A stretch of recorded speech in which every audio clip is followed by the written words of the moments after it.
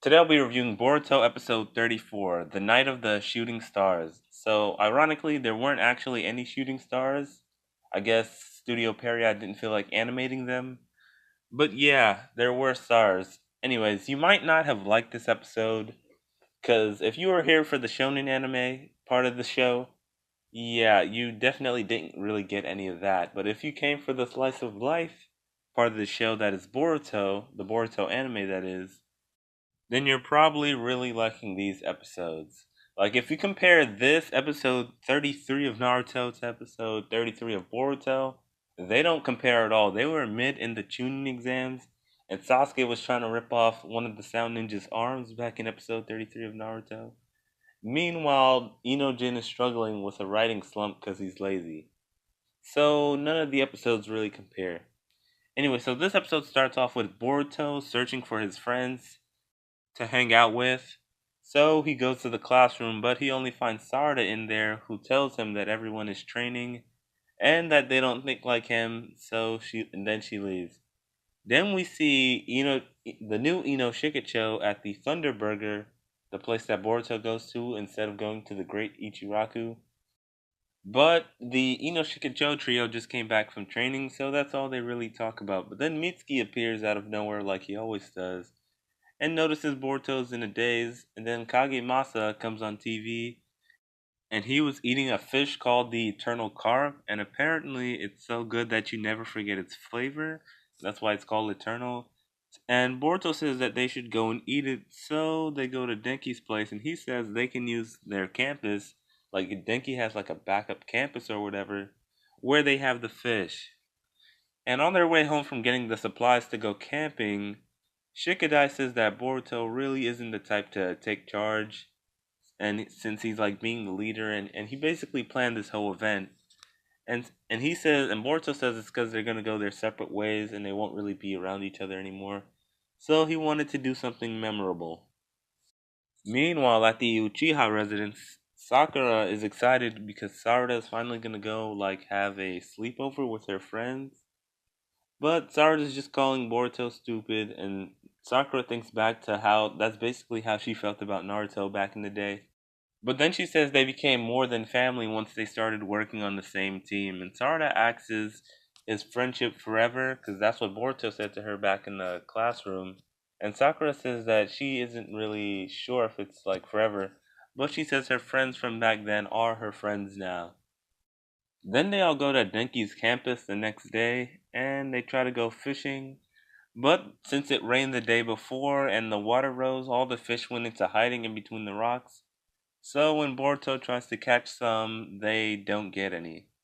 So then Boruto actually does get one and the line snaps. So they all give up and go to eat curry instead. And it looks like Iwabe actually made the curry, saying that cooking is a ninja skill too. And I'm like, well, that's surprising. And while the others are still around the campfire, Boruto is just sitting there thinking about the fish, since he really wanted to catch it and that was his purpose for coming here. So he walks off to go and try to catch it, and then Sarada and Sumire follow him. And Sarada also asks, like, since when did he become interested in fishing? She also apologizes for what she said earlier, but they also argue because they have Naruto and Sasuke's genes in them.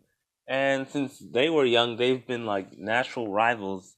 And so I'm guessing they're just natural rivals too.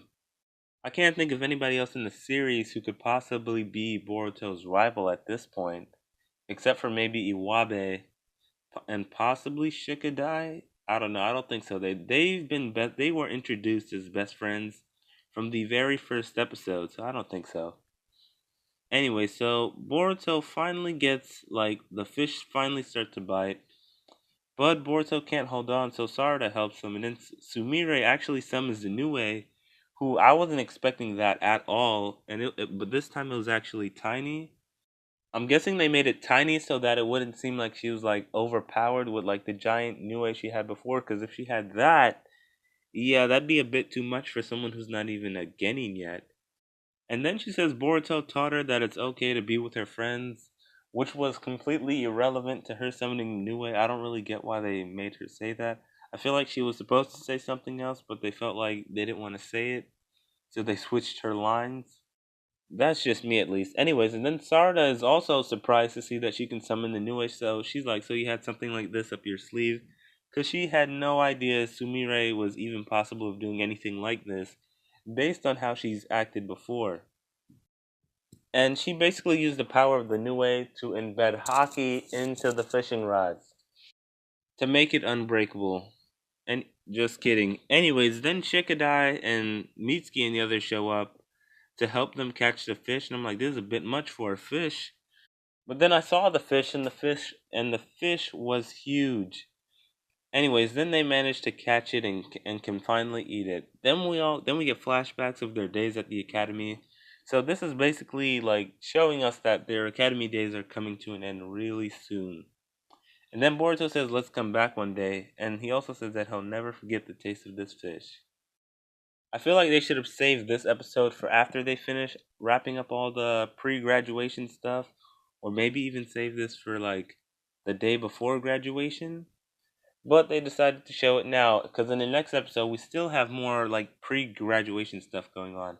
Also, at the end of the episode, we actually see Toneri, and it looked as if the sky around him was shattering, and he spoke of faith or fate, and he says that with destiny as your opponent, how will you be able to fight to the bitter end? Boruto. So I'm guessing he's foreshadowing the battle. He's rather foreshadowing the Momoshiki business or the Momoshiki arc that happens during the tuning exams, or he's foreshadowing the fight with Kawaki. So those are the only two major events that we know are going to happen at some point in the future of the anime. But the question is which one? We're assuming it's the Momoshiki one because it comes first, not to mention he's an Ototsuki and they're Ototsuki, so that makes sense.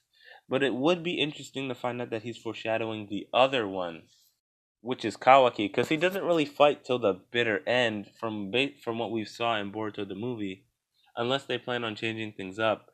From what we saw of episode 1 and chapter 1 of Boruto, where he's facing off against Kawaki, it does look like he fought till the bitter end, considering the Hidden Leaf Village is in a complete mess. Like, no one else has done that much damage since Pain, and even Pain didn't manage to lay a scratch on the Hokage faces, but he got the Hokage faces and the village. I'm still wondering if he did it alone, or is this the work of one of the new villains or villain organizations from the manga?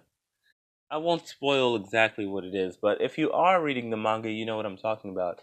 Also, for anime only watchers, if you're wondering if you should read the manga, the anime is eventually going to adapt it all, but you do get some like extra information and instead incentive regarding certain characters now because they aren't shown until later in the manga. So it would be to your benefit to read the anime and the manga, but if you only want to watch the anime, I'd say it's better to only watch the anime than to only read the manga because you get more out of it. Because everything that's going on now has actually been like proven recently in the anime in the manga chapter to be canon to the manga.